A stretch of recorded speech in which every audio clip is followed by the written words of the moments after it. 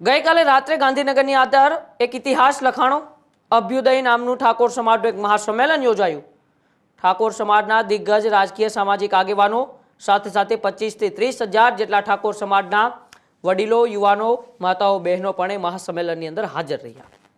એક શક્તિ પ્રદર્શન ગાંધીનગરની અંદર કરવામાં આવ્યું અને શક્તિ પ્રદર્શનની સાથે સાથે શિક્ષણની ક્ષેત્રે કેવી રીતે હવે નવી ક્રાંતિ ઠાકોર સમાજ લાવશે તેના માટે એક સરસ્વતી ભવનનું લોકાર્પણ એટલે કે ભૂમિપૂજન પણ કરવામાં આવ્યું। પરંતુ આજ ઠાકોર સમાજનું મહાસંમેલન જે રાત્રિના 3 વાગ્યે મળ્યું તેને લઈને ચર્ચાઓ ખૂબ હતી। ત્યારે રાત્રિના 3 વાગ્યે બોલાવવાનું કારણ એક જ હતું કે સમાજ જાગે, સમાજના લોકોને સમાજ પ્રત્યેનો કેટલો પ્રેમ છે એ ખબર પડે। એમાં તે અલ્પેશ ઠાકોરે એક નવતર પ્રયોગ કર્યો ને સમાજના લોકોને 3 વાગ્યે બોલાવ્યા અને સમાજના લોકોએ એ બહોળો પ્રતિસાદ પણ અલ્પેશ ઠાકોરને આપ્યો। એટલે કે સમાજ પ્રત્યેનો જે પ્રેમ હતો એ સમાજ પ્રત્યેનો પ્રેમ દેખાણો। પરંતુ એ જ ઠાકોર સમાજના મહાસંમેલનની અંદર અન્ય સમાજના આગેવાનો પણ ઉપસ્થિત હતા કે સમાજ જેવા જે ઠાકોર સમાજ છે એને અલ્પેશ ઠાકોર જેવા આગેવાનોએ જે રાત્રે જગાડવાની વાત કરી હતી તો ઠાકોર સમાજ કેવો પ્રતિસાદ આપે છે એ જોવા માટે અન્ય સમાજના આગેવાનો પણ ત્યાં ઉપસ્થિત હતા। તેવાના એક નચિકેત મુખી જે પાટીદાર સમાજના આગેવાન છે તેઓ પણ ત્યાં ઉપસ્થિત હતા અને તેઓ પોતાના સોશિયલ મીડિયાની અંદર એક વિડીયો વાયરલ કરે છે અને વિડીયો દ્વારા પાટીદાર સમાજને ટકોર કરે છે। નચિકેત મુખીએ સોશિયલ મીડિયાની અંદર વિડીયો દ્વારા પાટીદાર સમાજને શું ટકોર કરી છે અને ઠાકોર સમાજનું આજે મહાસંમેલન હતું એ આવનારા સમયની અંદર ગુજરાતના અન્ય સમાજોને શું એક નવી પહેલની પ્રેરણા આપી રહ્યું છે તેની આજે આપણે વાત કરવી છે। અભ્યુદય મહાસંમેલન અને મહાસંમેલનની અંદર અલ્પેશ ઠાકોર જેને 3 વાગ્યે ઠાકોર સમાજને બોલાવીને ઠાકોર સમાજે બહોળો પ્રતિસાદ આપ્યો। પરંતુ આ જ સંમેલનની અંદર પાટીદાર સમાજના આગેવાન નચિકેત મુખી હતા અને નચિકેત મુખીએ પાટીદારોને ટકોર કરતા પાટીદાર સમાજને જાગવા માટે શું કહ્યું પેલા નચિકેત મુખીને આપણે સાંભળીએ।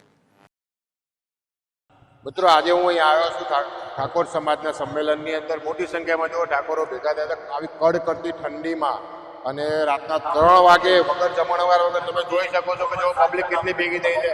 એ ઠાકોરો જો શિક્ષણ માટે સમાજ માટે જો ભેગા થઈ ગયા હોય તો આ પાટીદારો ખરેખર સમજવું છે પાટીદારો ક્યાં છે આમાં? આપણા પટેલો બધા હોઈ રહ્યા છે। પટેલો જે એકતા કરી આ છેલ્લા 10 વર્ષની અંદર એકતા તમામ તૂટી ગઈ છે। ભારતના નહીં પણ વિશ્વના ખૂણે ખૂણે પાટીદારો ભેગા થઈ ગયા અને આજે એવું આપણા પાટીદારોનો ગઢ એવું ગુજરાતની અંદર પાટીદારો સંગઠિત નથી। આજે આપણે વિચારવું જોઈએ પાટીદારો સુઈ રહ્યા છીએ આપણે તો જાગવું પડશે। તો જાગશું નહીં તો પટેલાઓ મરી જશું બધા। ગુજરાતની અંદર આપણું ક્યાંય જગ્યાએ નામ નહીં છે પાટીદારોના ગઢની અંદર ગુજરાતની અંદર પાટીદારોની એકતા તૂટી રહી છે અને આ એકતા ભેગી કરવા માટે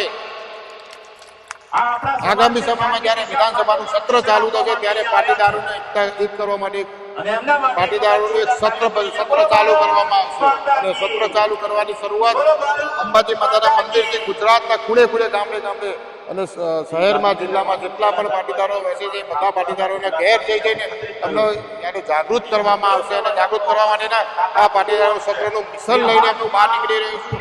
આપ સૌની નૈતિક જવાબદારી છે કે આપણે આ જે મિશન છે એની અંદર આપણે બધા ભેગા થઈએ અને એક પ્રચંડ તાકાત સાથે અખંડ એકતાનું નિર્માણ કરીએ અને એના માટે ગામડે ગામડે સંગઠન બનાવવું પડશે। આ સૌએ જાગવું પડશે।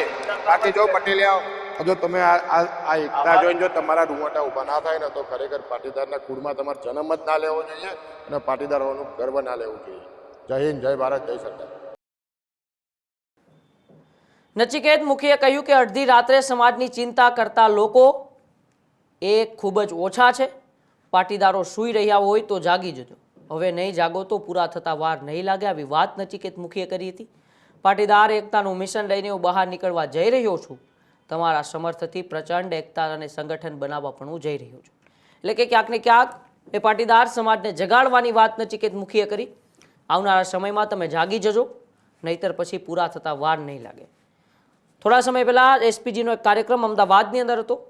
અમદાવાદના એસપીજીના કાર્યક્રમની અંદરથી પણ નચિકેત મુખીએ સમાજના ધારાસભ્યોને પણ ઘણી ટકોર કરી હતી, સમાજના રાજકીય આગેવાનોને પણ ઘણી ટકોર કરી હતી, સમાજના વડીલોને પણ ખૂબ ટકોર કરી હતી ને યુવાનોને પણ ખૂબ ટકોર કરી હતી।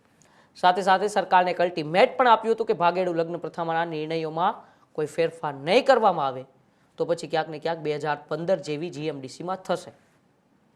ફરી એક વખત એ જ નચિકેત મુખી ચર્ચામાં આવ્યા અને આ વખતે ઠાકોર સમાજનું મહાસંમેલન અને મહાસંમેલનને લઈને જ નચિકેત મુખીએ એક અલ્ટિમેટ તો આપી જ દીધું પાટીદાર સમાજને કે પૂરા થઈ જજો, તમે જાગી જજો.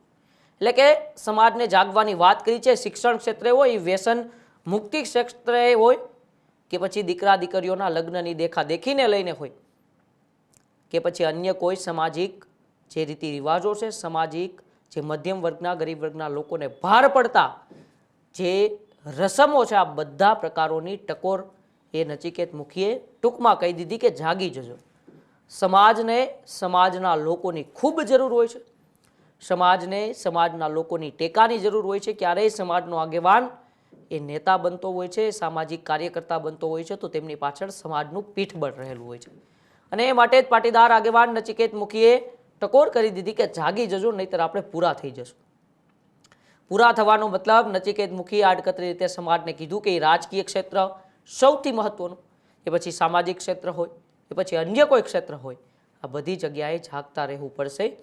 નહીંતર પછી જો સમાજ જાગૃત ન હોય, સમાજના યુવાનો જાગૃત ના હોય તો પછી સમાજના એ આગેવાનો હોય છે એ પછી અંતે થાકતા હોય છે. સમાજ માટે કંઈક કરવાની તેમની ભાવના હોય છે એ પણ ક્યાંક ને ક્યાંક ઓછી થતી હોય છે.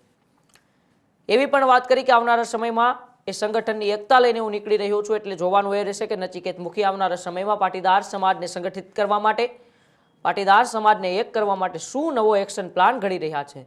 અને એક્શન પ્લાન નીચે જ પાટીદાર સમાજનું એ બહોળું સંગઠન આવનારી સ્થાનિક સ્વરાજની ચૂંટણીમાં કેટલો મોટો ફેરફાર પાડી રહી છે એ જોવાનું રહેશે. પરંતુ તમારો આ બાબતે શું માનવું છે? ઠાકોર સમાજના આ સ્નેહ મિલનથી, મહાસંમેલનથી અન્ય સમાજોને પ્રેરણા શું લેવી જોઈએ? શું પ્રેરણા મળી છે આ મહાસંમેલનથી? અમારા કોમેન્ટ બોક્સમાં અચૂકથી જણાવજો. બાકી જોતા રહેજો ન્યૂઝરૂમ ગુજરાત, ગુજરાતનો ગજનાથ. નમસ્કાર.